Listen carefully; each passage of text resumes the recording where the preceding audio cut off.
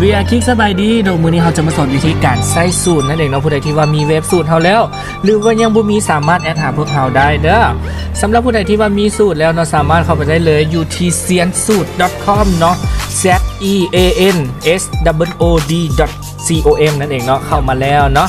คลิกเข้าจุดที่มันเขียนใส่ว่าเข้าสู่ระบบนั่นเองแล้วก็ข้อมูลตามที่เราได้มาเนาะเป็นรหัส ID และก็พาสเวิร์ดหรือว่ารหัสเข้านั่นเองเนาะใส่เข้ามาเลยหลังจากเข้ามาแล้วมันจะขึ้นหน้าเข้าสู่ระบบสำเร็จแล้วเรากดโอเคเลยเด้อพอเข้ามาแล้วเนาะหน้าตาก็จะเป็นประมาณนี้มี SA บาคาร่าแล้วก็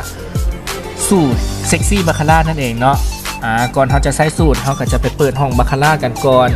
เข้าหน้าเว็บที่เรามีเนาะหลังจากเข้าไปแล้วเนาะแนะนำทุกคนเปิดห้องที่ตัวเองมากเด้อเปิดห้องที่ตัวเองมากเนาะตามที่หน้าจอเลยคลิกขึ้นมาบอกว่าจะเป็นห้องเบอร์1เบอร์2เบอร์3เบอร์4เบอร์5เบอร์6เบอร์7เบอร์8แล้วก็หลายๆห้องทุกคนสามารถเลือกได้ตามใจเลยเนาะเข้ามาแล้วมาห้องไหนเลือกห้องนั้นเด้อเดี๋ยวแอดจะขอเลือกเบอร์6กันแล้วกันเนาะเพราะว่าเบอร์6เป็นเบอร์นำโชคเลือกเลยคลิกเข้าไปเลยเนาะผู้ใดที่ว่ามักขั้นต่ำเท่าไหร่เนาะแอดจะเลือกห้องน้อยก่อนแล้วกันเนาะแนะนำทุกคนสามารถทดลองก่อนได้เนาะการลิ่นบาคาร่าแนะนำทุกคนเลยว่าใจเย็นๆเนาะถ้าอยากบวกแม่นใจเย็นๆเพราะว่าการที่ใจฮ้อนเนาะอาจเฮ็ดให้เฮาพังนะแต่ว่าถ้าใจเย็นตามแอดจะปังแน่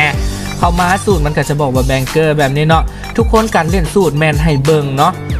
บ่ว่าจะออกเป็นแบงเกอร์หรือว่าเพลเยอร์ทุกคนต้องเบิ่งและสูตรมัน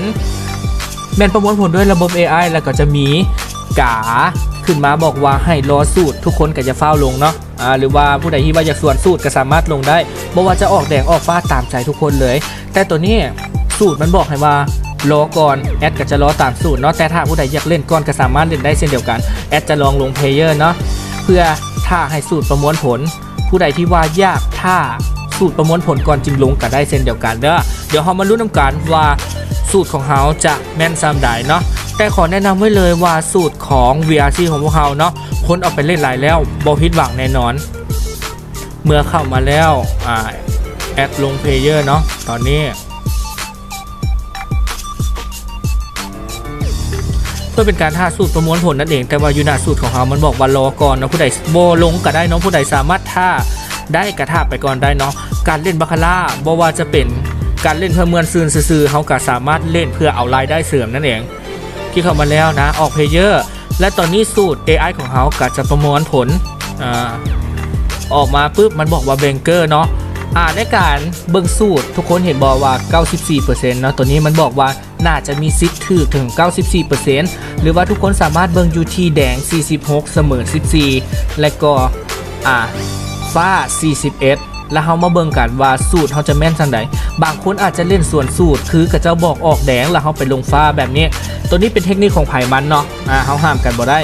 แต่ตามแรกที่สูตรประมวลผลแล้วแอดจะตามสูตรก่อนแล้วกันเด้อเริ่มเปิดไพ่กันเลยหมวยเปิดแล้วเนาะหมวยเปิดแล้วตัวนี้แมนแอดตามสูตรเนาะสูตรบอกแบงเกอร์หรือว่าบอกแดงเนาะเขาได้แปลว่าตอนนี้บวกไปแล้วผู้ใดที่ว่าอยากได้สูตรบวกแบบนี้เนาะสามารถแอดหาพวกเขาได้เด้อผู้ใดที่ว่ามีสูตรแล้วขอให้ท่านโชคดีแล้วการ VRC บริการขอบใจหลายๆ